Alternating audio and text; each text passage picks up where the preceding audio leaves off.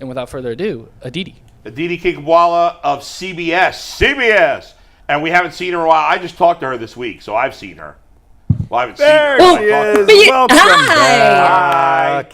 Oh, I love the serenade. How you Keep going. Keep the singing. No, Keep singing? that's it. That's all I he's got. Welcome back. How you doing? Great. A little harried, but I played a good hour of tennis today. Oh. Can I tell you that I'm playing a lot of tennis, and I've picked up golf, which I just don't understand. Oh, that's obnoxious. Yeah. Why is it obnoxious? Golf is such an obnoxious sport. I don't get it. Is it even a sport? Does it count as a sport? No. Or is it just like an act of frustration? Yeah, I guess. I don't know. By the way, when you first came on and said I thought for a second, in my mind, when you said you were harried, I thought you said you were hairy. That's what I thought. Why would you bring that up? I actually cut 3 inches off. I just got this.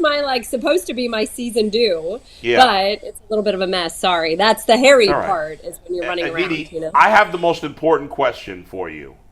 Okay. This is the question of the football season. If you had to pick a member of the Cleveland Browns that was most likely an alien, like from out of space, who would it be?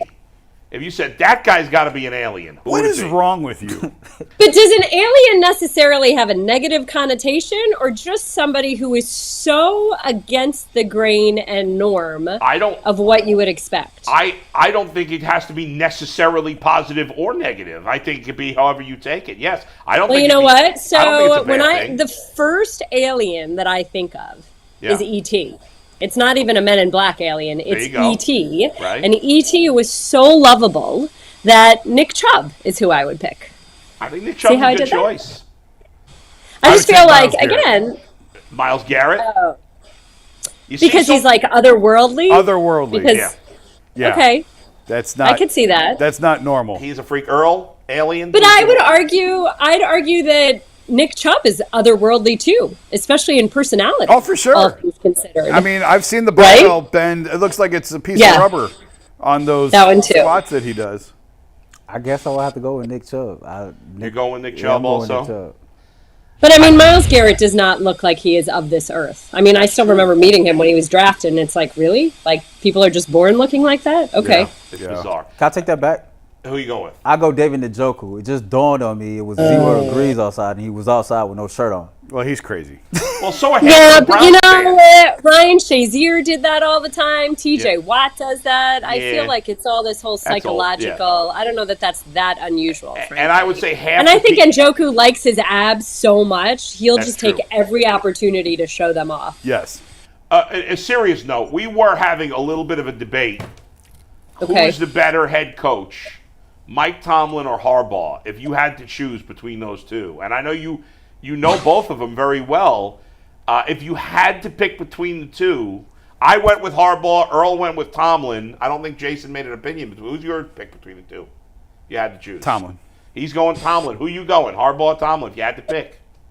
You know, I feel like this is an apples to oranges thing, and it's almost more like who would motivate you better or who would Okay. fit your team better. You know, so Fair. like when we talk about with the Browns, Jim Schwartz versus Joe Woods, in some ways, Jim Schwartz was a much better personality fit for what these Browns needed than Joe Woods was. So to that point, for me personally, the better fit for me would be John Harbaugh. But it's hard, you know, these are both guys that get the most out of who they have. You know, a John Harbaugh team is almost never, ever, ever flat. They always show up ready to play. A Mike Tomlin team, whether he's starting Duck Hodges or a future Hall of Fame quarterback, is always competitive. And Adam, you and I have had this conversation a million times. Guys, I am so sorry. I have repeatedly asked for that to be silenced, and it is not silenced, but hopefully any moment now, unless you want me to take a break and go ask for that. What to be is that? silenced. We didn't hear anything.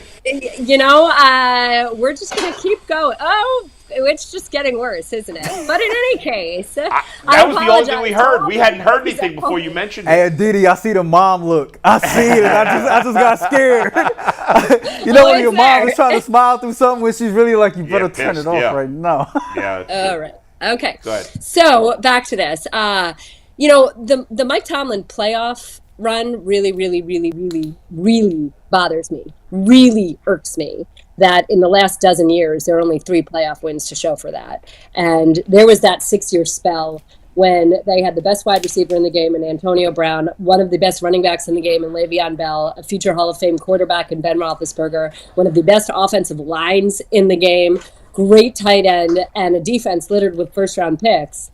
And in those 6 years, they have exactly one trip to the AFC title game to show for it.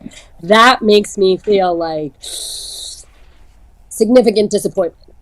You know, like you've gotten there, but it's not good enough to get there. Like at some point, it's not enough to just have a 500 record. At some point, you've got to win playoff games. John Harbaugh, I really, really, really admire the way that he completely was willing to flip the switch and change his offense the year that he went to Lamar Jackson. I mean, you're talking about in the middle of the season, Joe Flacco, he makes the switch and completely upends what they're doing. And you think about coaches being really sort of slave to what they do, to their scheme, to the way they want to run things. I mean, even when it was such a big deal with Odell Beckham Jr. and how he fit in the Browns offense, I mean, he just didn't fit what they were doing. So maybe you should change what you're doing to fit this dynamic player. But that's not the way that things were done there.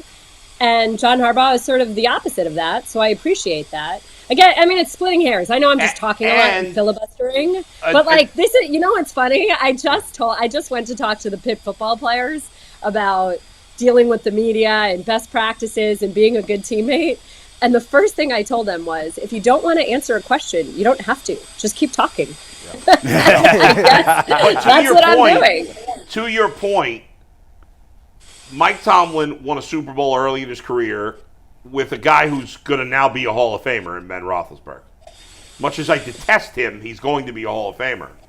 Whereas Harbaugh won a Super Bowl with Joe Flacco, who is never going to sniff the Hall of Fame. Right. It's a big difference. But also, you know, the Steelers did the first time that Mike Tomlin won a Super Bowl. Yes, Ben Roethlisberger had a tremendous playoff run until then, but they won with an amazing defense and a great run game.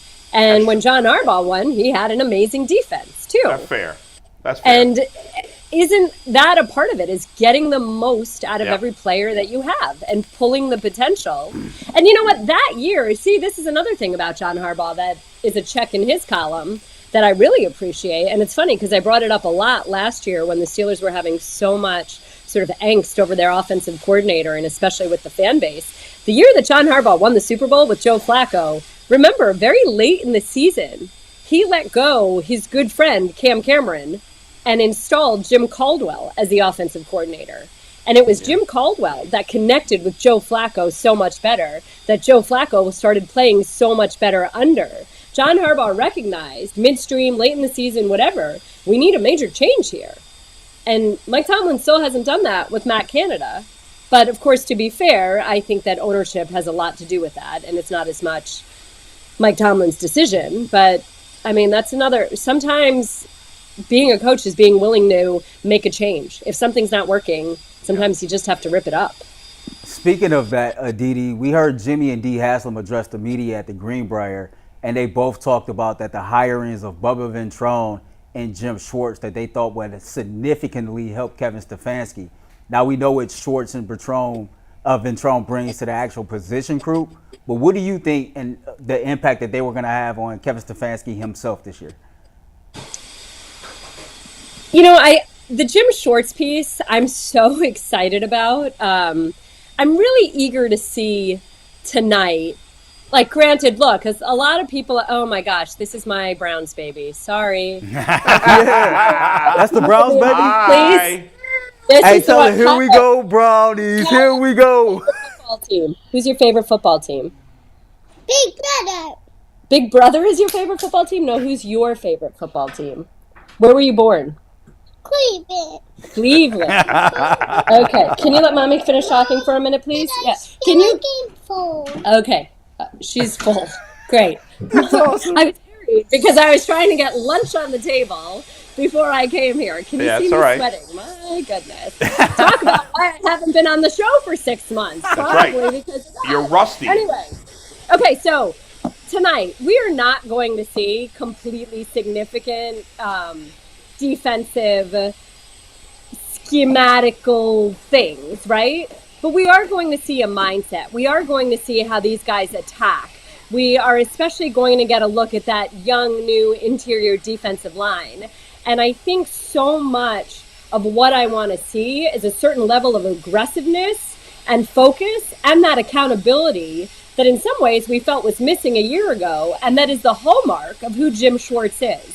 So when you talk about what can he do for Kevin Stefanski, we know that in a lot of ways, Kevin Stefanski is a very, I don't want to say easygoing like a knock, but a very level guy. Kevin Stefanski is the type of person who, doesn't let things very visibly bother him, doesn't have major histrionics on a sideline. I mean, I've never seen the guy throw a clipboard or, anything like that.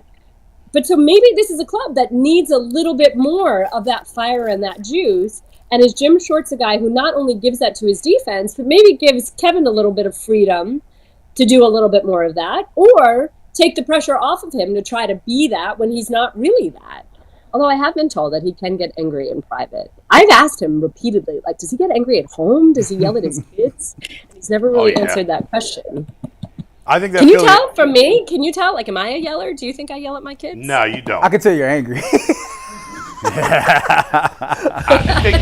You yell at your husband, but not your kids. I can tell you're angry. That too. Is that a vacuum cleaner or a food processor? What was that going off? No, that was actually a vacuum cleaner. A vacuum? Apologies, yeah.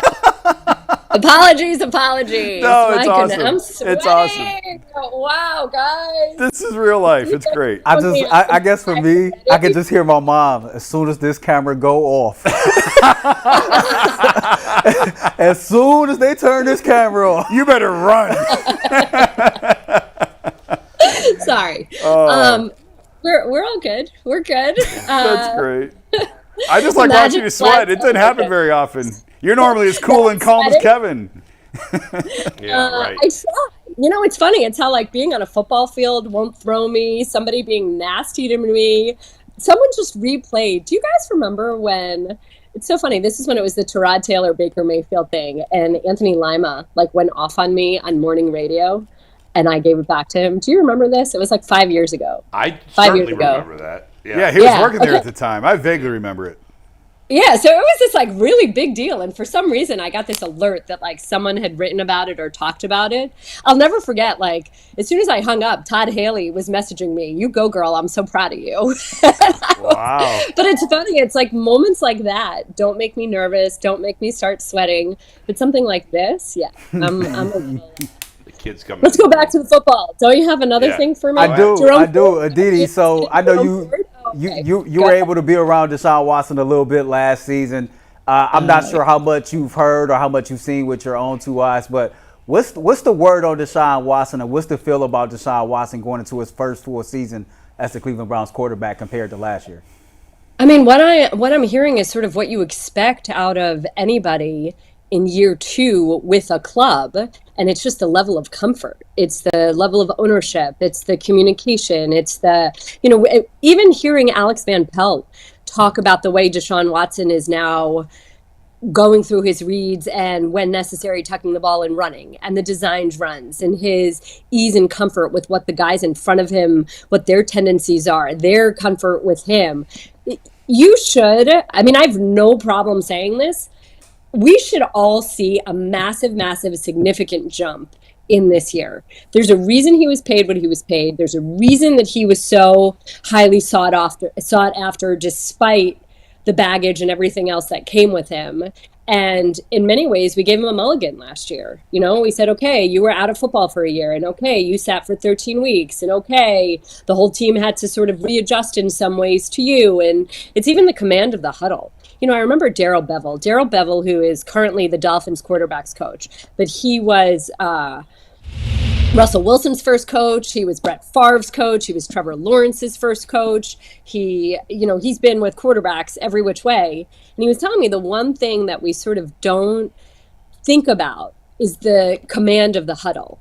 And you don't think about it when you are a rookie who's, a 21-year-old wet behind the ears college kid coming and suddenly having to command a huddle with all these grown men. And you don't think about it when somebody is new to a team and you haven't really built any base of experience with them. And so in a lot of ways, Deshaun Watson can think that he can just step into a huddle and like, okay, I've done it enough that I command a huddle, but that's not really the way that it works.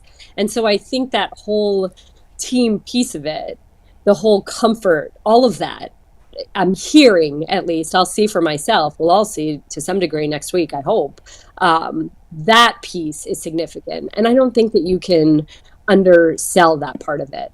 You know what? That's another difference between Mike Tomlin and John Harbaugh. Mike Tomlin hates all this, like, as he calls it, like the woo-woo emotional stuff. Like, he doesn't want to think about those intangibles. But John Harbaugh acknowledges that they are very much a part of the game. There All you right. go. I changed my mind. I'll take Harbaugh.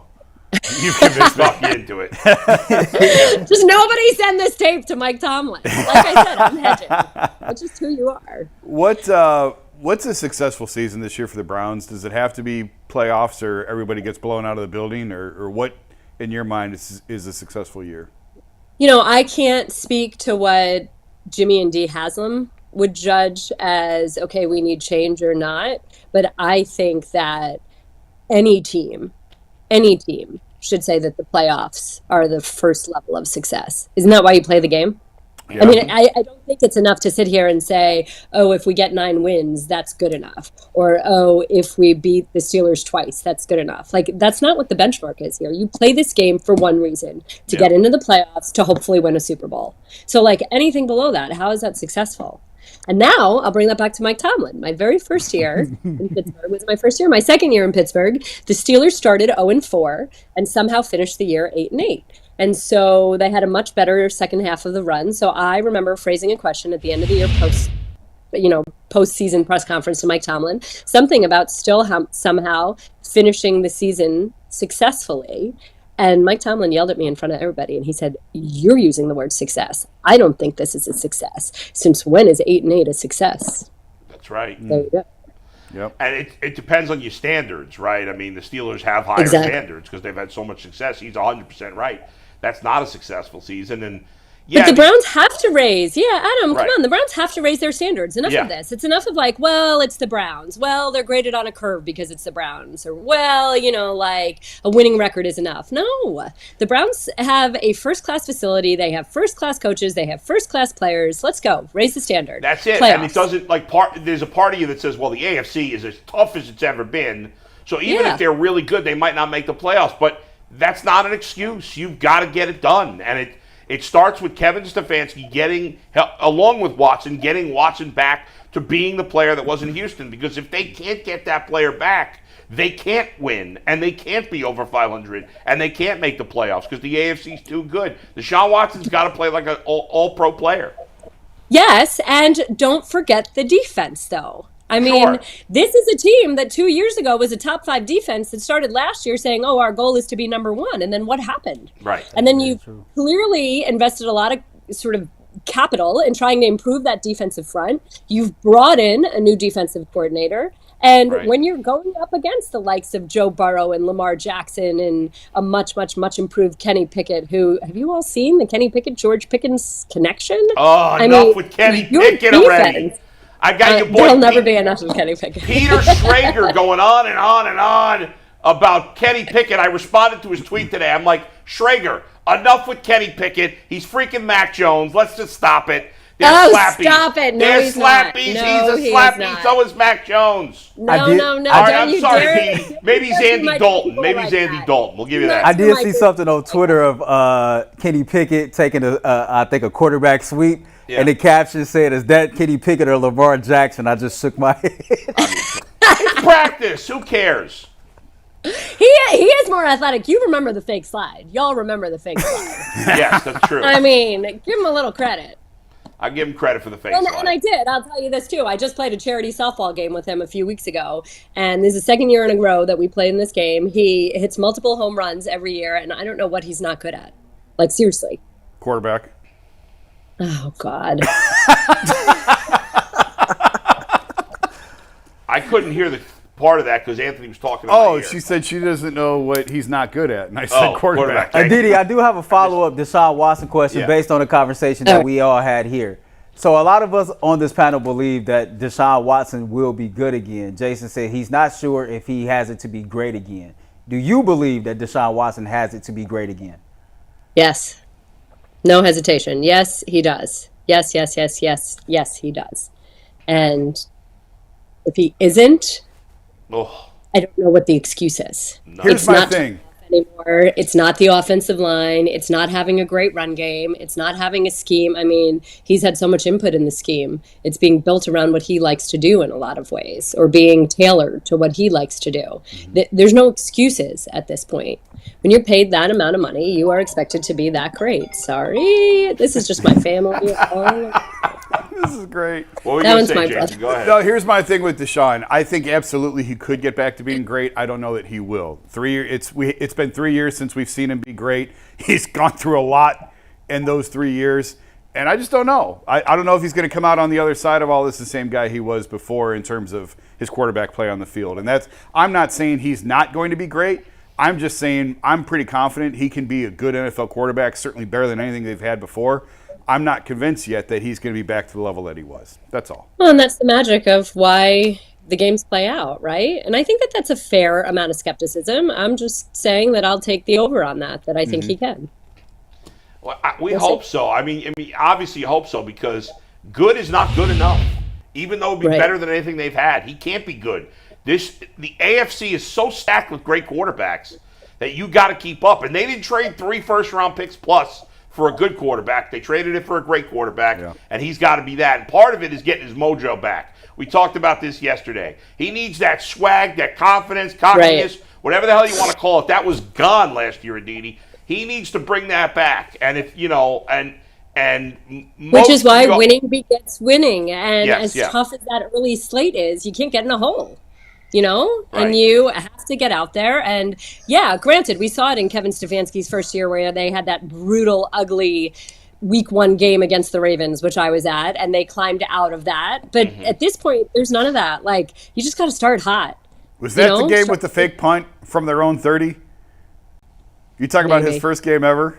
I don't remember. Oh, I do. Kevin Stefanski's Stefanski's first first game game ever? in Baltimore. Yeah, they ran like yeah. a fake punt from their own 30. To this day, I've always meant to ask him what the hell happened. Well, ask him. Whoa, why have 3 you years not ago. asked? I forgot. It was 3 years ago. I know, but if it's curiosity, it's curiosity. It's not like you're going to write about it. You're just No, curious. I know. What was I'm the not- thinking then? All right. Nothing. And that's the thing. Like, they obviously have a tough schedule to start the season, but I'm sick of the excuses about we want an easy game. When you're a good team and you're a fan of a good team, you don't care who you're playing. You expect Oh to my win every gosh. week.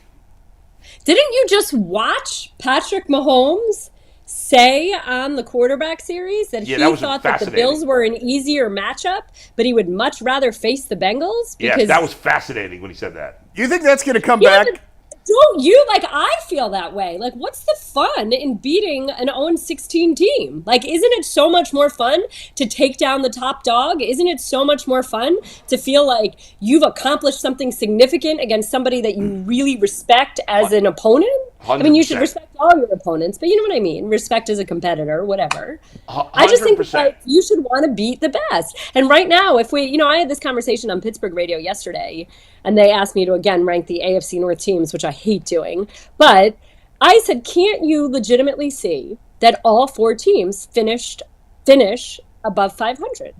And Yes. I think that that's very, very possible. And you should feel good about that as like, hey, we're part of the toughest division. And if you come out of the toughest division, that should buoy you into the playoffs. No doubt. The only thing that stinks about it is it hurts you in terms of getting that number 1 seed and getting Sure. the bye throughout the playoffs. But yes, I mean, this But makes your Bengals haven't cared about that. Have your Bengals cared about going on the road the last few years? No, and honestly, when Patrick Mahomes got hurt against Jacksonville, I wanted him to play and be healthy against the Bengals because I wanted the Bengals to go to the Super Bowl, but I didn't want them to beat Chad Henne. That would have felt. I know a lot of people disagree and maybe don't believe me. That would have felt cheap.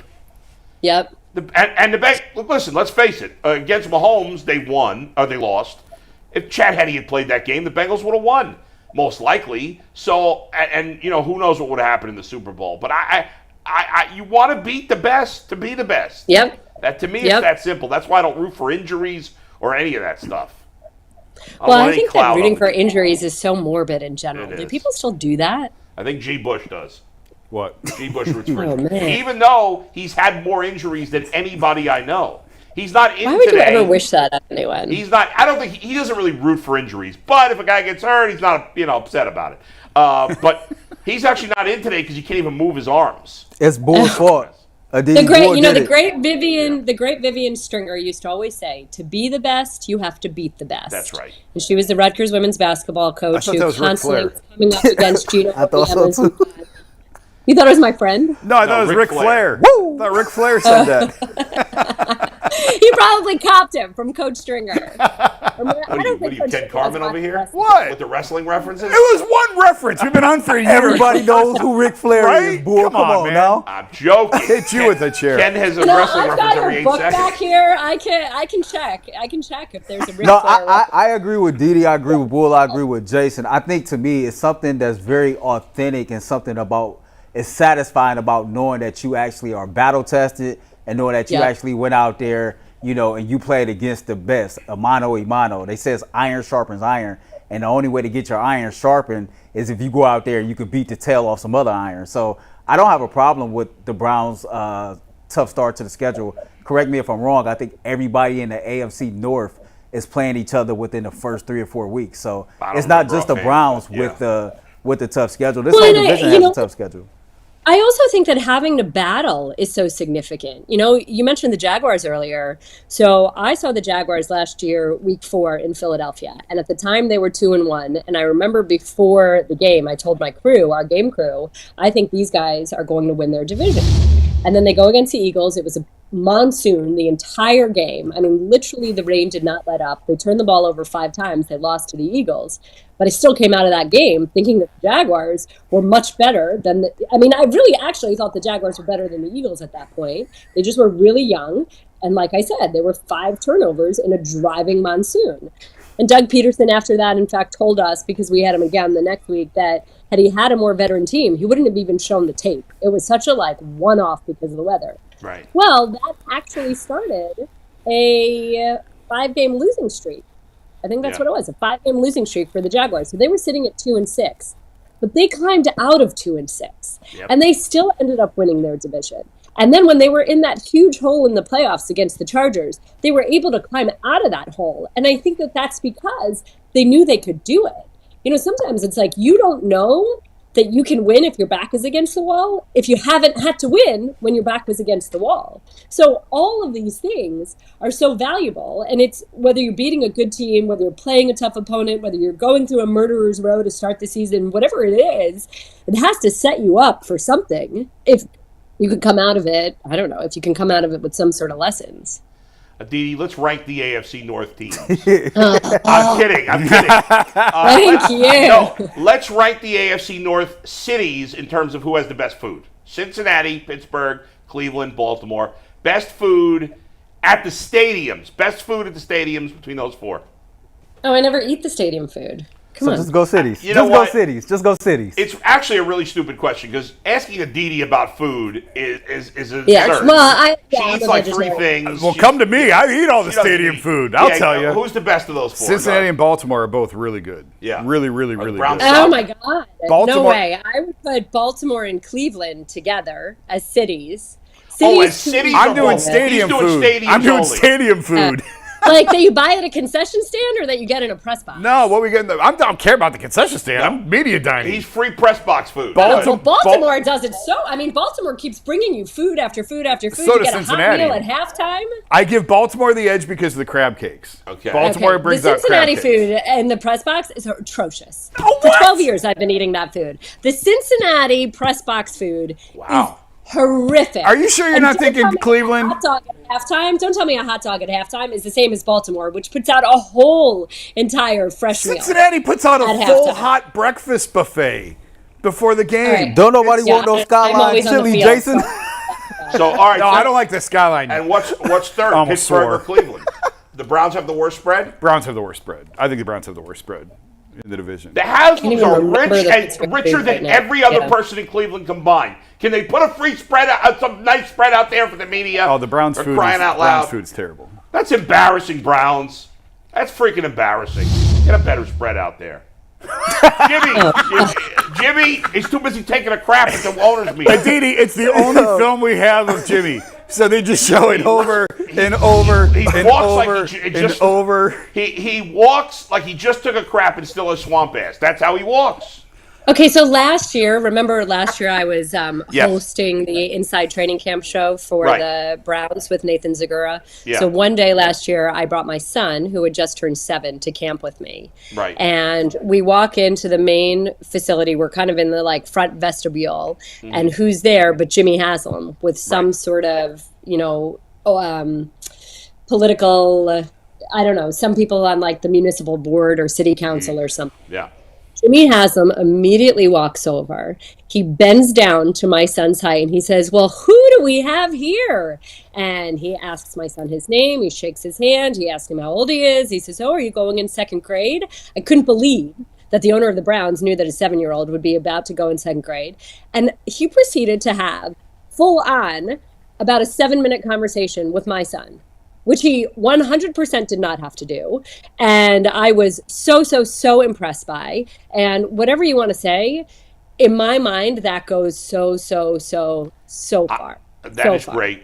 That is great and very nice. He still looks like he's walking with a swamp ass. I'm sorry. That's it. Can you take me on, Anthony, when he does things like this, take me off the camera. I gotta go to the facility after this. Yeah, why is the bull saying I walk like I swamp ass? Next week. Okay, so I'm going to be You're out. on the sideline next week, and Yeah. J.W. Johnson is going to say to me, "So, hey, what were you saying about my father-in-law? Really? Is that what you were doing?" Do you say, and you know what, you should respond and be like, JW, you'd be working in a factory if you didn't marry a rich girl. So to calm down, pal. Oh, goodness. All right, guys. JW Johnson. Anthony, Great this isn't accomplishments helping me. he's pulled on his He own. said, Sorry. Anthony, this I've been, isn't I've you been into flashing this. the ad sign for a while. It's fine. Good to be a Let rich son-in-law. let this woman go Sorry, feed her children. Aditi. Sorry, Aditi. This has been the most painful 34 minutes of her life. Week 1. The vacuum is running. The children are hungry. The phone is ringing. I'm throwing the owners of the Browns Wait, under the I'm bus so because they're rich, sorry. spoiled, I'm entitled disgusted. asses. No, you didn't say that. All hell is broken loose. Yes. What game are you doing week 1 of the NFL There season? goes for current CBS? Browns players on this show. Week 1 of the NFL season, I have Texans at Ravens. You're doing a Browns game in the first 3 weeks, though, right? Or am I making I that am. up? I have week 3. I have the Titans at the Browns, week 3. Okay. You coming in studio? No. Maybe. Aren't you just going to Maybe. come for the weekend? Or no? Oh, you know what I could maybe do? Next Friday for before the Commanders game. That'd be awesome. Because I Yeah, think I'm let's do it. in Thursday. Yeah, so if I don't have a production meeting, if I don't have meetings, because the game's a night game next week, right? Friday? Yeah. Yes. So maybe we could do that. That'd be Yeah, awesome. so if I come in Thursday, then I can come in Friday in studio. Yeah, bring your son. We'll talk off the air. Bring your son. He can hang out with my son. They'll have a good time. Well, sweet. He's still a hardcore Bills fan. I know. That's all right. fine. He's a Bengals fan. You- Yeah. Yeah. And we got to deal with Bull every day. They could debate Joe Burrow versus Josh Allen. Sure. Well, we need Joe Burrow to get healthy before that's really worth anything. Yeah, I'd take an injured Joe Burrow over Josh Allen, but that's another story for Here another you day. go. All right, bye, guys. Bye, Aditi. Bye, Aditi. Aditi didn't say any of the bad things about the Haslams. It was all me.